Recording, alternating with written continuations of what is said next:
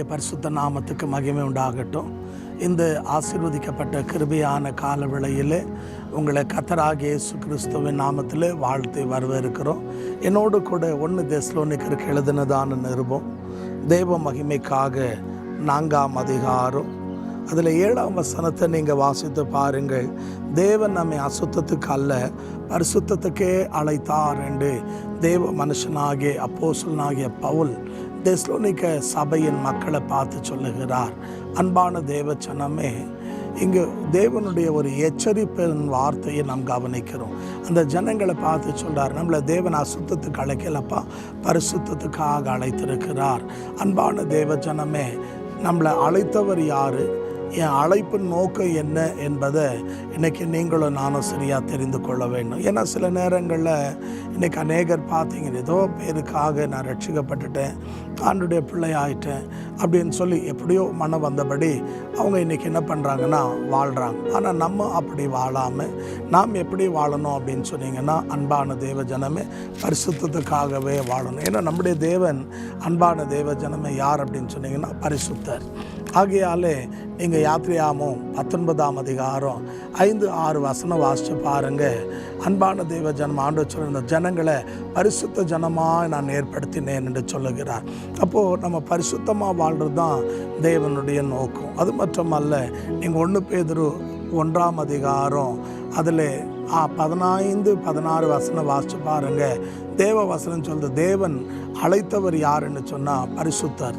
ஆகிய அவர் பரிசுத்தராக இருக்கிறபடினால நாமும் பரிசுத்தமாக இருக்கணும்னு வேதம் சொல்லுது.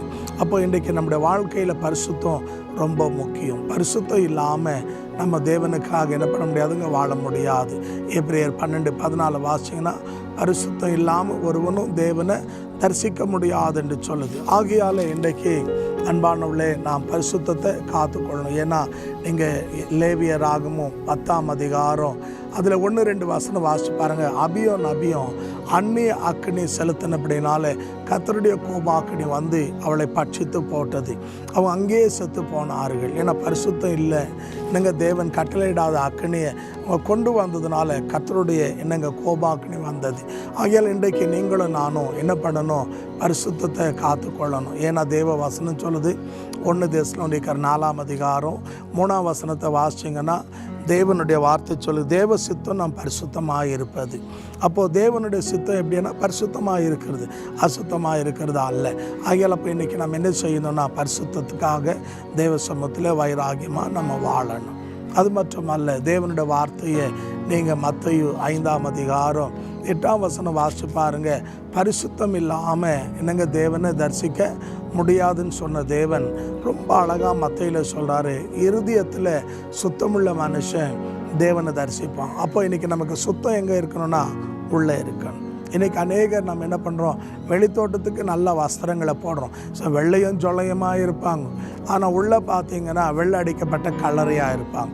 நம்ம அப்படி வாழக்கூடாது. தேவனுடைய நாம மகிமைக்காக அன்பான தேவ ஜனமே, நம்மளை அழைத்து இது பரிசுத்தத்துக்காக, அந்த பரிசுத்தத்தை கடைசி வரைக்கும் காத்துக்குன்னு உயிரோடு என்னங்க இருக்கிற நாளெல்லாம் தேவனுக்கு பிரியமாக வாழுங்க.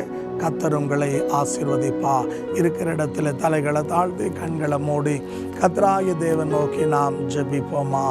எங்களை கிருபையாய் நேசிக்கிற நல்ல ஆண்டவரே, சமீபத்திலும் தூரத்திலும் இந்த வார்த்தை கவனிக்கிற என் அன்பு தேவ ஜனங்களுக்காக ஜெபிக்கிறேன். தகப்பனே, அவர்களே அவருடைய குடும்பங்களை ஆசீர்வதியும், பரிசுத்தத்தை காத்துக்கொள்ள உதவி செய்யும். உலக மாம்ச பிசாசு இவளை கரைப்படுத்தாதபடிக்கு ஆண்டவரே தன் பிரதிஷ்டை தன் உடன்படிக்கையை காத்துக்கொள்ள தேவன் உதவி செய்யும். எல்லா தீமைக்கும் பொல்லாப்புக்கும் தேவன் விளக்குங்க. தேவனுடைய கரம், கிருபை, சமூகம், பாதுகாப்பு, பிரசன்னம் உங்களுடைய பிள்ளைகளோடு இருக்கட்டும். அவங்க நினைப்பதுக்கும் ஜெபிப்பதுக்கும் அதிகமாக செய்யும். அவருடைய குறைகளெல்லாம் நிறைவாக்கி ஆசீர்வதியும். இயேசுவின் உயிர்த்தெழுந்த நாமத்தில் பிதாவே, ஆமென், ஆமென். தேவன் உங்களை ஆசீர்வதிப்பாராக. இந்த கிருபையான கால வேளையில் இன்றைக்கு தான் முதல் தடவையாக தேவனுடைய வார்த்தையை நான் கேட்குறேயா. இன்னும் நான் தேவனை அறியணும், வளரணும் அப்படின்னு நீங்கள் விரும்பினா நீங்கள் என்ன பண்ணலாம், எங்களுடைய யூடியூப் சேனலை சப்ஸ்கிரைப் பண்ணுங்கள், ஐக்கான் பட்டனை ப்ரெஸ் பண்ணுங்கள்.